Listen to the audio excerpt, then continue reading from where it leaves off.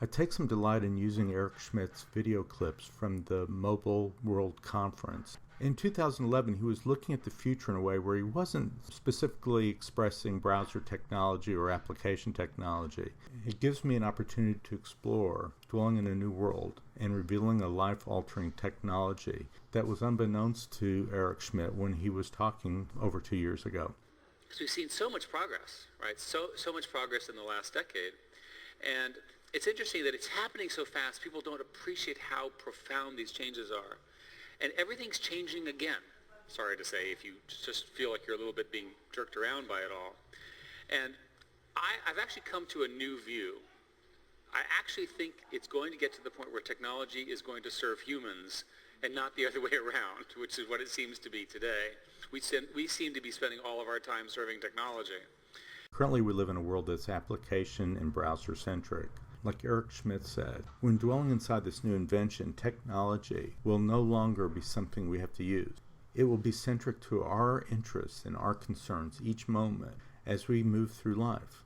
We might say that the shift that occurs is from being device, application, and browser-centric to being entity-centric. The importance that this has in everything we do, our daily lives, the way we literally live, work, play, entertain ourselves, the structure of our markets, and so forth and so on. I ask you to consider that what's natural for humanity is to organize ourselves. However, how we organize ourselves inside of organizations isn't necessarily natural nor effective. And it's interesting that Joe Scarborough just wrote an article. He's an American columnist who's very sort of well followed. He talks of a world where computers offer a cold substitute to human contact.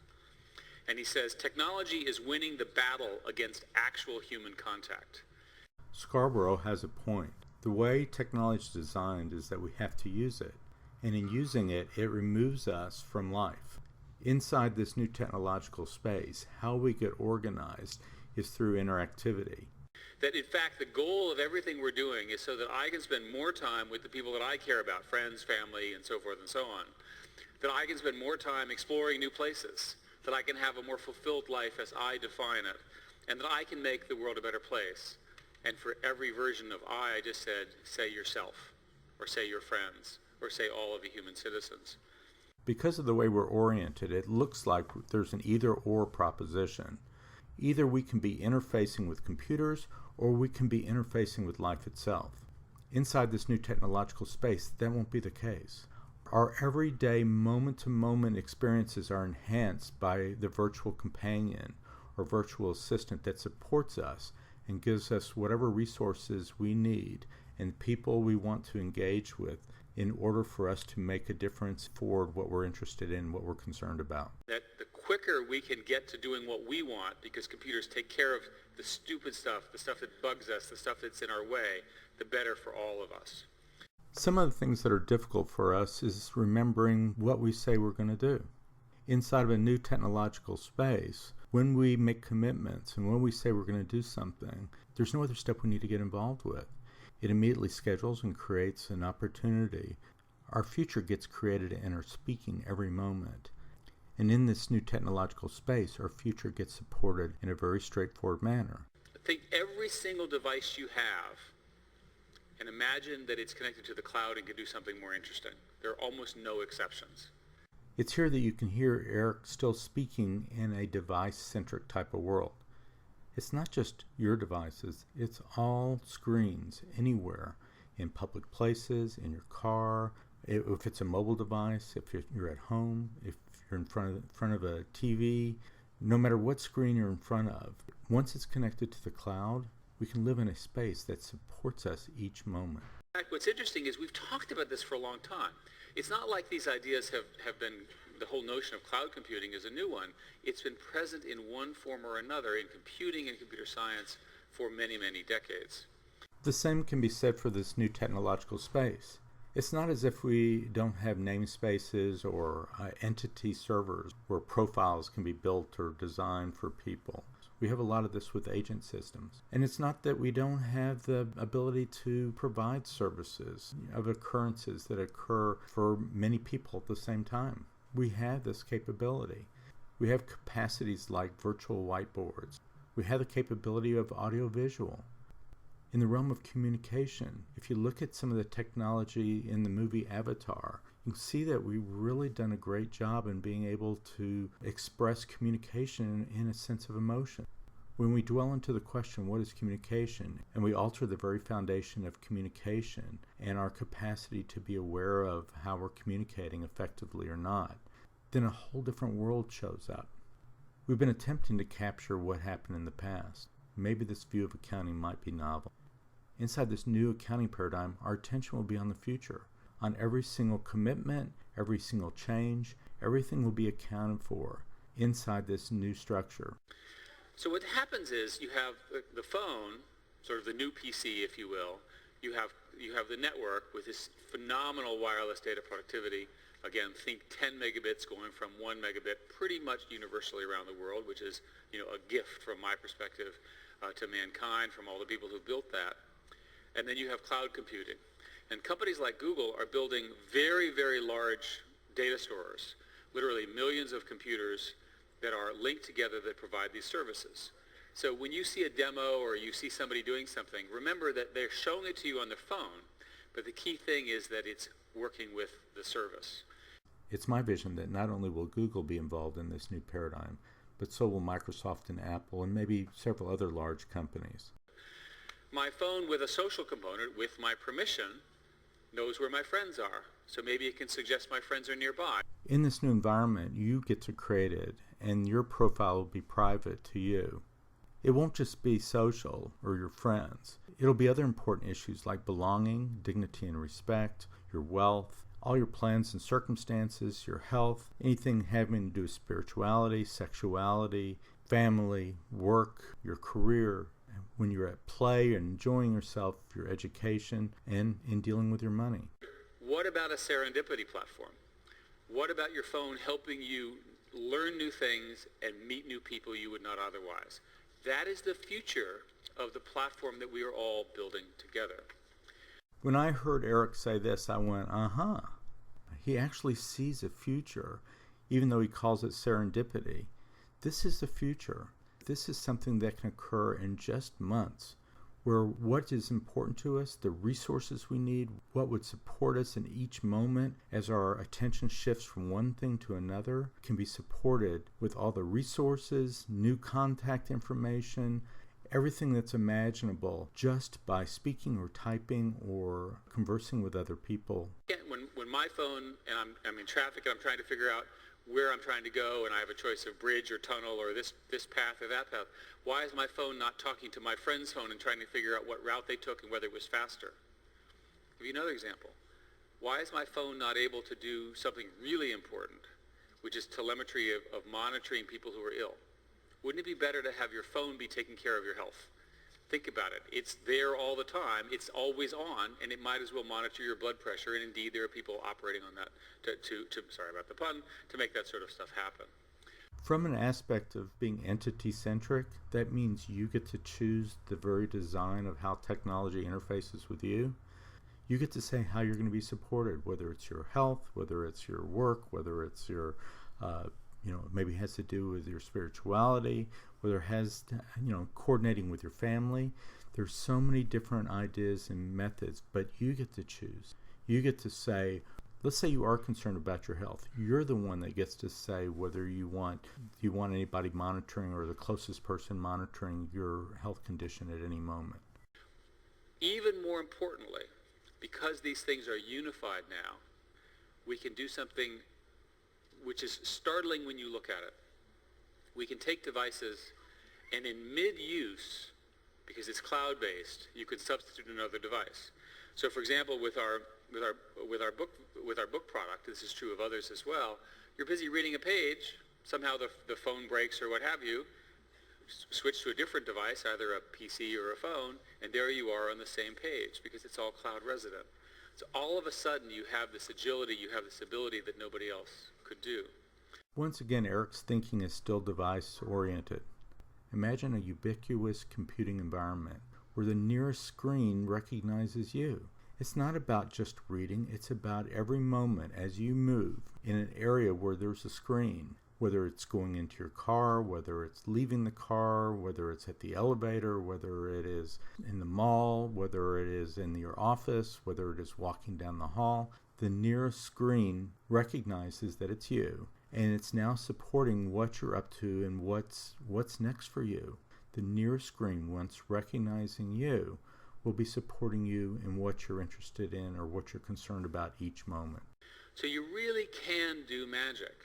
Google Translate, the ability to talk to your phone and have it come out on the other end in Spanish. And it's funny that you sit there and you think, we've talked at length about universal translation, and yet here it is. It's just arrived because of the combination of the phone, the network, and all those computers. The phone just takes your voice, the network just delivers the voice in encrypted or digitized form, and the supercomputer that's in the cloud does the appropriate video and voice recognition, the translation, the voice generation, and out it comes back the other way, and that's done in, a 20th of a second or what have you.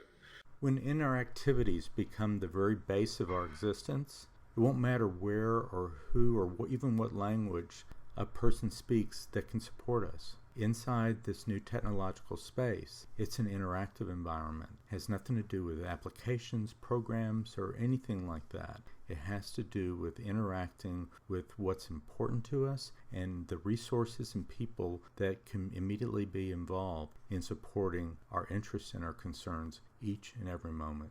So all of a sudden, you can be anybody you want in terms of your ability to speak a language. You can, if you have trained in CPR, right, you can tell a location-based app to notify when your help is needed, and you can go off and help save a life. Start thinking about the implications of that level of smartness, location dependency, and again, with your permission, sharing of information with your friends. This is the very reason why I'm using Eric Schmidt's talk, because he does see a future. He doesn't see that it's not device or company oriented. He doesn't see the entity. He sees Google as collecting information that can be helpful. He doesn't see building profiles for each human being and that we know what's best for us, not some other third-party company. You can think of what we're trying to do at Google is to get you to something very fast. That we ultimately believe that speed matters, that your time matters, that we want to get you back to being human and not a slave to the computer. Exactly. But it isn't Google or Microsoft or Apple that'll give us what we want. We know what we want, and it'll be built into our profile. Our profile will learn what's important to us. It'll anticipate our every need, and it'll give us a capacity to function in a way we've never functioned before. As I walk or drive the streets, I don't have to type the search in. The search is me and my interests with a GPS on a phone. What about as our plans get enacted out, as we're reaching for the appointment, and as we're walking towards the car and we are entering the car, that the GPS is already set up, and our capacities in the car won't be any different than anywhere else? What happens when the nearest screen, no matter where we are, allows us to have full functionality with all the resources and people that we could ever imagine? Well, that's just the beginning of a large number of new apps that can be built that use that infrastructure to make a big difference. I see a whole world of apps and companies and services and everything that you could possibly imagine that would support not only people in all the different areas of life that I mentioned before, like work and family and spirituality and wealth and dignity and belonging, but also organizational concerns and all the different areas that organizations desire and they're concerned about, because they too can be entities. And search is also fundamentally understanding about what you mean. When I say, what's the weather like, it really means, should I wear a raincoat? Or does it mean, do I want to water the plants? So the more I know about you, the more Google knows about you. Again, you have to decide you want to do this. And many people will choose not to do this. Those who do, all of a sudden will be able to get even more personal results. So my question is, why would Google or anybody need to know more about us? What's important is that we develop our own profile, that our profile is serving us, and that it's now connecting us with all the resources, all the capabilities, all the services, anything that's possibly valuable or might serve us each moment. As part of our investment in underlying search infrastructure, we're also working to provide more structured data. We're literally working to sort of extract, to move from syntax to semantics, to understand that when you do a travel search, you're asking about pretty structured data, whether it's hotels or airlines, and they will take you to the appropriate sites that have all of the best information about that, and then you can decide what you want to do. One of the things I always wondered about were these brilliant men that came up with these incredible algorithms. They figured out to the best that they could what it was that you as an individual or me as an individual might want. And we're individuals. We're different. We have different propensities. We have different interests. We have different concerns. And what better way of learning and having an intelligence supporting us than a personal profile? And indeed, one of the key things about software applications for mobile is they're going to want to have an advertising component unless they're selling the apps for $1 or $2, and we want to make sure to do that. All this talk about searches and applications and advertising. In this new world, all this is going to shift. There won't be searches. When we speak about something, what's important to us will show up. There won't be applications or something separate to use. So whatever we need might show up. There might be little devices, little things that will support us that we might be able to purchase or pick up or borrow or rent. There might be different applications or robots or different aspects of stuff that will support us just like it does in our home. This is the future. It isn't about searches. It isn't about separate applications. It really isn't about anything that's separate from our acting and being in the world. Advertising, as we know, will likely disappear. Resources will just show up in the moment that we desire something, and advertising will shift into providing resources. The noise of advertising may disappear forever. So it goes something like this. You're walking down the street, you're confused, which I am typically. What do I do? And it's your phone remembers that I need new pants, right? Or in some way, or need some new product. And it knows where I am, and it knows ahead of me is a store on the left and the store on the right. And one is going to offer me a 20% discount, and the other one's going to offer me a 30% discount. It shows me those two offers. It programmed that I'm a cheapskate, and so I always take the biggest discount on a net revenue basis, and tells me turn right. I walk into the store knows I'm coming, the pants are ready, I sit there and go boom, and out I go. You don't think this is going to work, guys? Trust me. Think about consumerism. So that model, or some variant of it, in terms of the speed with which electronic transactions can do, should revolutionize both electronic commerce as well as payments. And I think in that are very large businesses, because you know where the person is. Again, this is all opt-in, so they have to want it and so forth and so on. So even though I'm concerned about all the creative destruction and transitions that will occur for so many people, there's so many new opportunities inside this new space. And it's really amazing that Eric is demonstrating how a personal profile and how our activities will allow for seamless operation, and for how advertising will occur as resources for us, that this is the store, or these are a couple of choices, or this is what you want, or do you remember that you were wanting to get something for your son or your daughter? This is the world that we'll be living in very, very shortly, that will be supporting us in what it is that's important to us, and issues with life and work and our families each moment of every day. So what does this mean architecturally? At some level, there's a disruption. Many of you are part of that. You feel that disruption. And I want to be clear that we understand that this is disruptive. We don't have our heads in the sand. We understand that these are scale disruptions. They matter. They affect people's businesses and so forth. In many ways, it's part of a pattern that's existed in humanity for a long time. One of my major concerns of this new technological space is that processes will disappear. And there's so many jobs that rely on processes that deal with pre and post meetings of things that need to be addressed and taken care of.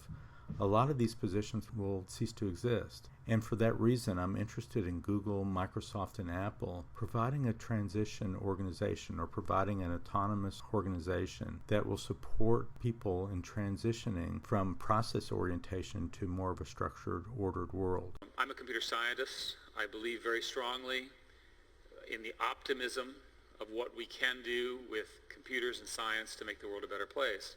And I'm an organizational scientist, and I'm committed that interactions and resources be available based on what's important to us each moment. These are fundamentally information problems, and that's what computer science is about. This is where we fundamentally disagree. I don't think this has anything to do with information. I think this is about our interests and concerns and how our actions and our plans will affect the future. So let's think about this world over the next few years. And by the way, pretty soon, within a year or two, with these phones that I'm talking about, which all of you have, and the tablets that many of you have, and that with many more coming this year. Well, let me give you an example. You never forget anything, right? Computers are interesting. The computers are very good at making lists, remembering things, and keeping memories of what we do, which is precisely what we're not good at. I think our main interest isn't so much in what has happened, but in what's getting ready to take place in the future. In business and in our lives, what's getting ready to happen, the commitments we make as a person, as a member of a family, an organization, are all important to us. And where this technological space will support us is in the agreements and commitments we make and that others make with us. It allows computers to support both the breakdowns and the fulfillment of the future that we've planned and we've committed to, for in our homes, for ourselves, and in organizations that we're involved in. I mean, you have to turn your computer off to get lost, and you would never turn off your computer, right? So you'll never get lost. It's this bizarre property of all of this. And by the way, with your permission, all your friends know where you are too. So they can also find you. See, this isn't just about friends finding you or you finding friends, but anything that's important. Let's say that you need to go somewhere, where you are and what's important to you, what you might want to buy, what you might want to pick up. Like Eric was saying earlier, the traffic conditions, it's all based on where you are each moment. And inside this new technological space, where you are and the nearest screen are constantly interacting and providing what's important to you each moment. Right. An awful lot of conflict has been fundamentally due to misunderstanding of culture.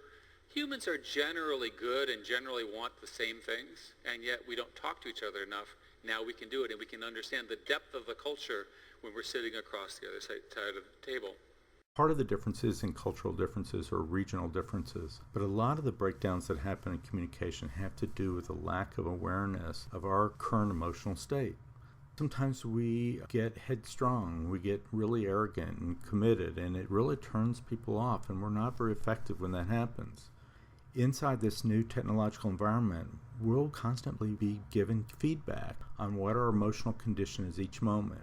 We'll know that when we're connected and when we're in our thinking and not really connecting with what the other person is saying.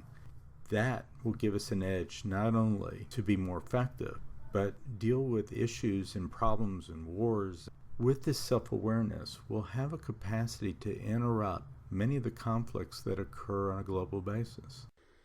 You know what to pay attention to right now. I don't know about you all, but there's so much coming in, but the computer can help you sort out. We can help figure out what you should be spending your time on. We can give you a priority list that's tailored to you.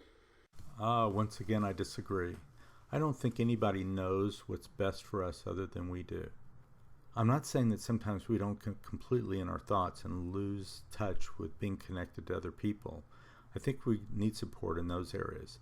But in what is really important to us and what our interests are, I think only we are the best at discovering and figuring out what that is. And you're never bored, because not only are there things to do, but we can suggest even new things for you. So a lifelong life of entertainment and knowledge is possible. And you're never out of ideas, right? Because we can always suggest new ideas, what you can do next, and so forth. And imagine a calendar of all the world's events, all the interesting things that are going on. All of a sudden, it's a potpourri for all of us to choose from. All because of the ability to understand what you care about, get that to you in real time on these new mobile devices, and use the supercomputers that are in the cloud to properly sort them so you're not completely overwhelmed. Doesn't it make more sense that whatever you're interested in would supply the ideas and resources for you? I see our capacity to be able to entertain ourselves much more than we do now, because I think we'll be much more effective in producing results and organizing ourselves without having to go 2 or 3 or 4 or 5 or who knows how many steps. As we interact, as we relate to what's important to us, the world shifts. But what's most important about this future, which I've not said, is it's a future for the masses, not the elites. Historically, information was something that was held to the elites, to the rich people, to the educated people. And the thing that I am proudest of, and I share this, I think, with all of you, is that because of your work in spreading mobile devices, 2 billion people will enter our conversation who we've never heard from in the next 3 to 4 years. We don't know what they care about. This segment really interested me because I think that what's available inside of this new technological space is that the power of a CEO is to organize and to have people support what he's up to or she's up to.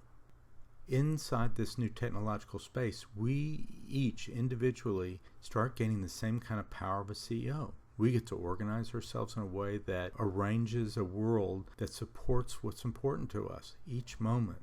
So now our jobs are no longer about, doing for others. It's about coordinating with other people in such a way that we become effective in producing results and making a difference in the world. But the important point is that they are coming. And they're coming with human values, human concerns, human problems. And because of the architecture, because of the scale, because of the designs that you all helped build at this conference over these many years, it's possible, and it will change their lives so much more than it changed any of ours. And that's what I'm proudest of. I think the biggest challenge is for us to unlearn what it is to be busy and for us to start gaining capacity to what it is to interact and to consult and to make a difference and to ask people for support and to support other people. This might be the biggest advantage to the people who are going to be entering into this new paradigm, one that is going to be novel to us, but it's going to be the only world that these other people understand. So this is a future that's very much committed to doing good. It's a future where our technology, our approach should give people something that matters to them, which is time. It should give them time back.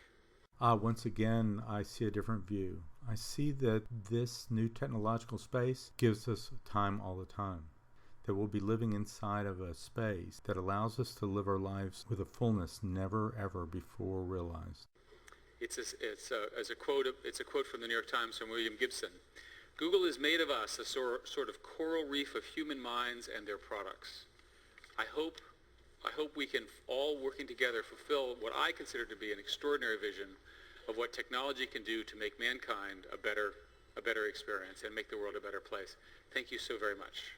I want to thank Eric Schmidt for his amazing insight. And yes, there were some moments where I disagreed with him, but then I've invented a new technological space. And as Alan Kay, a brilliant computer scientist back in the early 70s said, the best way to predict the future is to invent it. Thank you so much for your time and attention.